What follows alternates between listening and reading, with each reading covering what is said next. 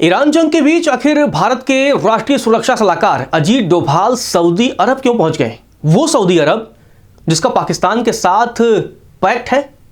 सबसे पहले आप ये तस्वीरें देखिए, ये तस्वीरें अहम हो जाती हैं जिसमें आपको दिख रहा होगा कि अजीत डोभाल सऊदी अरब के बड़े बड़े अधिकारियों और मंत्रियों के साथ बैठे हुए हैं, वहां बातचीत कर रहे हैं, एयरपोर्ट पर भी उनका स्वागत हो रहा है। तो आखिर अचानक अजीत डोभाल सऊदी अरब क्यों पहुंच गए? खासकर तब जब ईरान के साथ जंग की पूरी संभावना है। जंग अभी रुकी जरूर है लेकिन खत्म नहीं हुई है। और इसी बीच भारत के एनएसए अजीत डोभाल का यह यात्रा कई तरह के सवाल खड़े करता है। आखिर सऊदी अरब ही क्यों? वो भी वो सऊदी अरब जैसा मैंने आपको बताया कि पाकिस्तान के साथ डिफेंस पैक्ट हुआ है, ऐसे में ये दौरा हो रहा है। चलिए विस्तार से आपको बताता हूं, लेकिन अगर आपने चैनल को सब्सक्राइब नहीं किया है तो लोक सेवा न्यूज़ को सब्सक्राइब करिए और आप हमारे इरादों को और मजबूत करिए। दरअसल अजीत डोभाल सऊदी अरब गए और ये दौरा ऐसे वक्त में हुआ जब पाकिस्तान के फाइटर जेट और सैनिक वहां पहुंचे हैं।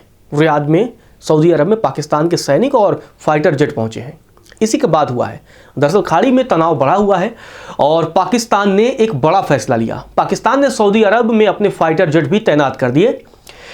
अब ये अहम हो जाता है कि सऊदी अरब में पाकिस्तान ने फाइटर जेट क्यों तैनात किए। दरअसल अगर ईरान के साथ फिर से जंग की शुरुआत होती है तो ईरान लगातार सऊदी अरब को निशाना बना रहा था और पाकिस्तान का सऊदी अरब के साथ डिफेंस पैक्ट है। तो ऐसे में अगर फिर से जंग की शुरुआत होती है तो इस बार जंग में पाकिस्तान भी शामिल हो सकता है। और जब पाकिस्तान ने यह तैनात किया है तो इसके बाद ही यह सवाल उठ रहा है कि अगर दोबारा युद्ध शुरू होता है और ईरान पिछली बार की तरह ही सऊदी अरब के ठिकानों पर हमला करता है तो क्या पाकिस्तान सऊदी अरब के लिए युद्ध लड़ेगा? क्योंकि पिछले ही साल यानी 2025 में सऊदी अरब और पाकिस्तान के बीच एक रक्षा समझौता हुआ था जिसमें इस बात का जिक्र किया गया था कि अगर किसी एक देश पर हमला होगा तो दोनों देश पर हमला माना जाएगा, जैसे नाटो वाला। अब आते हैं अजीत डोभाल की। अजीत डोभाल ने सऊदी अरब के विदेश मंत्री, ऊर्जा मंत्री और इन लोगों से मुलाकात की है, वहां के राष्ट्रीय सुरक्षा सलाहकार से मुलाकात की है। और इस मुलाकात की पूरी आधिकारिक जानकारी तो निकल कर नहीं सामने आई है, लेकिन जो सबसे अहम बात है, गौर करने वाली बात है, क्योंकि ऊर्जा संकट लगातार गहराता जा रहा है और सऊदी अरब से बड़े पैमाने पर ऊर्जा भारत आयात करता है। इसीलिए संभावना है कि ये दौरा हो सके और कैसे सऊदी से हम तेल और गैस की आपूर्ति वहाँ से हमारे पास हो जाए, इस बात पर भी चर्चा होगी। तो दरअसल जब ये बैठक हुई है अजीत डोभाल की तो भारत और सऊदी अरब ने अपने आपसी रिश्तों और मिडिल ईस्ट के हालातों और आपसी हितों पर भी बातचीत की है। भारतीय दूतावास की तरफ से इसकी पूरी जानकारी दी गई है, तस्वीरों को शेयर भी किया गया है। आपको बता दें कि अजीत डोभाल जब रियाद पहुंचते हैं तो एयरपोर्ट पर भारत के राजदूत और सऊदी अरब के एक सीनियर अधिकारी ने उनका स्वागत किया था। तो मतलब ये दौरा बहुत खास है। ये दौरा क्योंकि ऐसे वक्त में हुआ है जब अमेरिका और ईरान के बीच फिर से बातचीत की तैयारी चल रही है।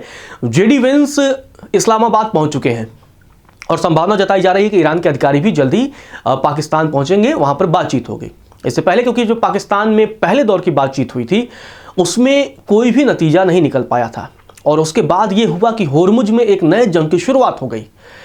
अमेरिका ये लगातार दावा कर रहा है कि वो ईरान के जहाज़ों को कैद में कर रहा है, कब्जे में ले रहा है। तो ईरान का कहना है कि किसी भी कीमत पर होर्मुज में किसी और की एंट्री नहीं करने देंगे मेरी मर्जी के बिना। क्योंकि अब इसी बीच भारत ने भी होर्मुज को लेकर बड़ा बयान दिया है, क्योंकि होर्मुज में भारत के दो जहाज़ों पर फायरिंग भी हुई है। अब भारत ने ईरान से अपील की है कि नाविकों की सुरक्षा की जाए, उसकी सुरक्षा जो है सुनिश्चित की जाए। कोलंबो पहुंचे हैं हमारे जो विदेश सचिव है विक्रम मिस्री, वहीं पर उन्होंने बयान दिया।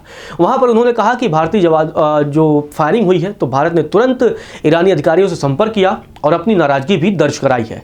तो उन्होंने ये बातें कही। विक्रम मिस्री ने आगे कहा कि भारत ने ईरान से साफ तौर पर कहा है कि अंतर्राष्ट्रीय समुद्री रास्तों पर बिना रुकावट आवाजाही के नियमों का पालन किया जाए। ये नियम होर्मुज पर भी पूरी तरीके से लागू होते हैं। आपको बता दें कि शनिवार को ईरान की जो सेना है IRGC, उसने भारतीय झंडे वाले 2 जहाज़ों पर फायरिंग की थी। इसके बाद से भारत और ईरान के बीच भी तनाव बढ़ गया था और इस फायरिंग के बीच अजीत डोभाल का यह सऊदी अरब दौरा इस बात की तरफ भी इशारा कर रहा है कि भारत सभी पक्षों के साथ लगातार संपर्क में है। इसलिए भी क्योंकि सऊदी और ईरान मौजूदा समय में दोनों दुश्मन हैं और यही इंटरेस्टिंग बात है कि भारत अगर ईरान होर्मुज से भारतीय जहाज़ों पर फायरिंग कर रहा है, होर्मुज से भारतीय जहाज़ों को नहीं गुजरने दे रहा है, तो भारत नई नीति पर काम कर रहा है। सऊदी अरब की पाइपलाइन का क्या भारत इस्तेमाल करेगा, यह भी देखना दिलचस्प होगा, जो लाल सागर तक जाती है। अब आने वाले समय में क्या कुछ होगा और अजीत डोभाल के इस दौरे से भारत को कितना फ़ायदा होगा, इस बात पर मेरी नज़र बनी रहेगी। फिलहाल इस वीडियो में इतना ही। आप लोगों का बहुत बहुत शुक्रिया।